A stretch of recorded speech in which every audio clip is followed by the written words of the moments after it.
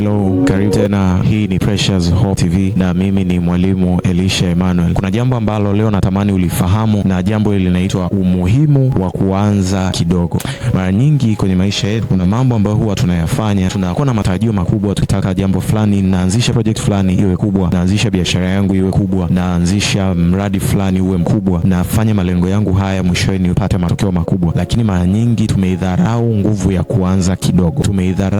Underestimate nguvu ya kuanza kidogo. Na hii ndio sababu ya watu wengi kutokufanya mambo makubwa kwenye maisha. Watu wengi hawafanyi mambo kwenye maisha kwa sababu wanatamani wapate vitu vyote, wapate vitu vikubwa ndipo watimize mambo makubwa. Hauhitaji mambo makubwa ili utimize mambo makubwa. Hauhitaji kuwa mkuu ili ufanye mambo makuu. Unahitaji aina fulani ya mambo ili ufikishe kile unachokitaka. Inatakiwa ufahamu kwamba kila jambo kwenye maisha ambalo either ulifahamu au ambalo unalipambania ambalo bado hujafanikisha, kumbuka kwamba kuna hekima na kuna maarifa fulani yatakayoweza kukufikisha kwenye hilo eneo. Kutokufanikiwa kwenye eneo fulani haina maana kwamba hilo eneo halina watu waliofanikiwa.